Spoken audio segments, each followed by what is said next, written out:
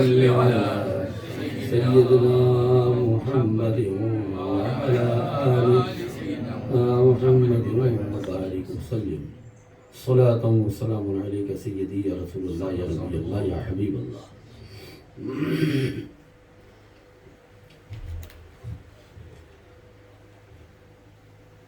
نام احمد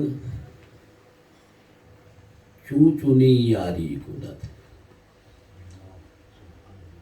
نام احمد چونچنی یاری کند تاکہ ذاتش چون مددگاری کند.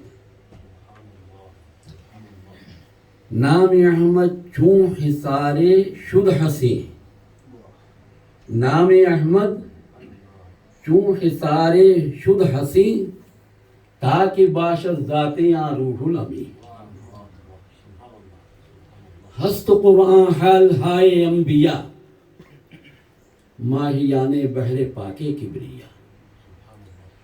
چو بخانی و نئی قرآن پہ دیر انبیاء و اولیاء را دیدہ گیر. ور پہ دیر آئی چو برخانی قصص مرغ جانت تنگ آیت در قفص. اولیاء را ہست قدرت از الہ تیر جستا باز گردانت ذراح. ہر کے خواہد ہم نشینی با خدا او نشینت در حضور اولیاء. معزز سامعین، باوقار علماء ذیشان، پیارے بچوں اور جو خواتین اس ذکر الہی، ذکر مصطفیٰ، ذکر اولیاء اللہ کو سماعت فرما رہی ہیں، السلام علیکم ورحمۃ اللہ وبرکاتہ. سبحان اللہ، الحمدللہ. ہماری یہ محفل ذکر رسول،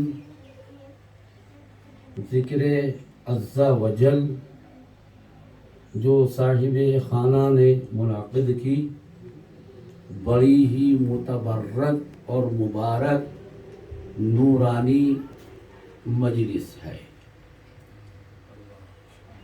یہ تمام ان مجلسوں سے علیحدہ ہے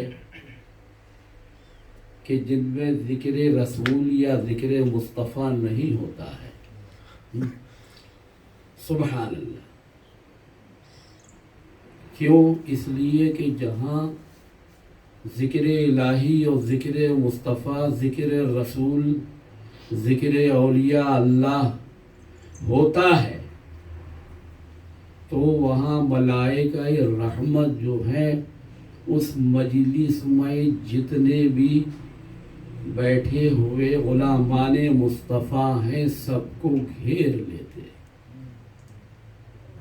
رحمت الہی کے فرشتے گھیر لیتے ہیں اور اللہ رب العزت کے محبوب کریم جناب محمد الرسول اللہ صلی اللہ تعالی علیہ وسلم کی رحمت، جن کو رب العالمین نے ساری کائنات، سارے عالموں اور ساری انسانوں کے لیے، سارے جنات کے لیے اور جنت کے لیے، اہل جنت کے لیے، ساری کائنات پہ سب کچھ آ گیا، رحمت بنا کر بھیجا ہے. وہ آقائے کائنات رحمت للعالمین کی رحمت ان ذاکرین کو، ان سامعین ذکر کو ڈھانپ لیتی ہے. عارف رومی نے کیا خوب فرمایا ہے، ذکر حق پاکیست چون پاکی رسید. ذکر حق پاکیست چون پاکی رسید، رخت بر بندد برو آیت پری.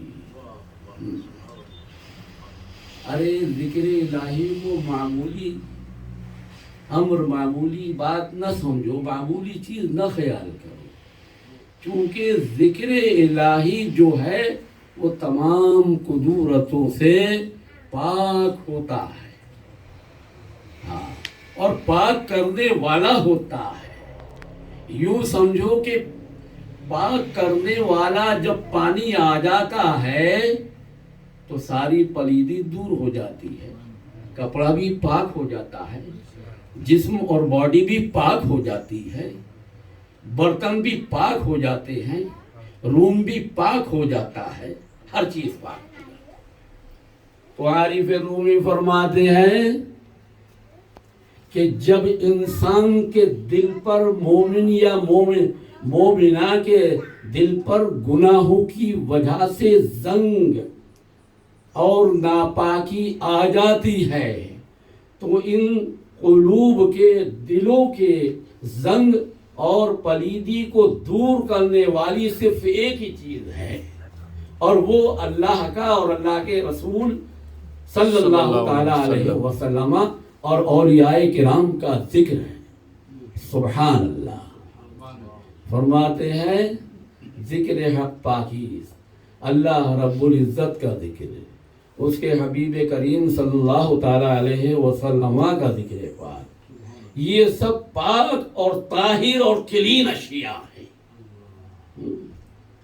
رخت بر بندر برو آیت پلید، تو جہاں ذکر رسول ہوتا ہے، جہاں ذکر مصطفیٰ ہوتا ہے، جہاں ذکر اولیاء اللہ ہوتا ہے، تو جو زنگ دلوں پر قلوب پر آ جاتی ہے گناہوں برائیوں کی وجہ سے، وہ اپنا بوریا بستر باندھ لیتی ہے اور دل طاہر پاک کلین ہو جاتا ہے۔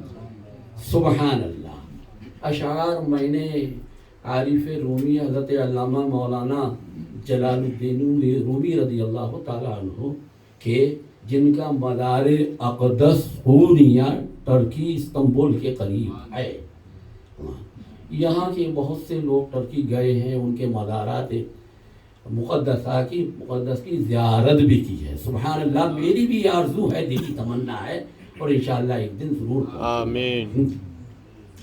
میں نے ایک شعر یہ بھی پڑھا تھا کہ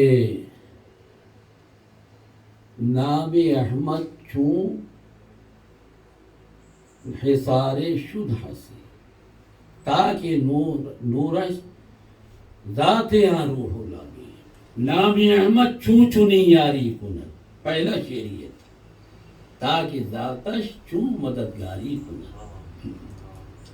انجیل میں اللہ کے حبیب اکرم تاجدار عرب و عجم نور مجسم دونوں عالم کے مالک و مختار گلشن ہستی کے اولین فصل بہار جناب محمد الرسول اللہ صلی اللہ علیہ وسلم کا اسم گرامی اسم مقدس انجیل میں سیدنا حضرت عیسیٰ علیہ السلام پر نازل ہوئی، کتاب آسمانی ہے، تو اس میں احمد نام تھا، اور اللہ کے رسول صلی اللہ تعالی علیہ وسلم کی جنگوں کا بھی ذکر تھا، اسلام اور ایمان کی جڑیں کھوکھلی کرنے والے جو اس دور میں کفار تھے یا آئندہ آنے والے کفار تھے، ان کا تذکرہ اللہ کے حبیب اکرم صلی اللہ تعالیٰ علیہ وسلم نے اعلاء کلمت اللہ کے لیے، دین اسلام کو پھیلانے کے لیے کتنی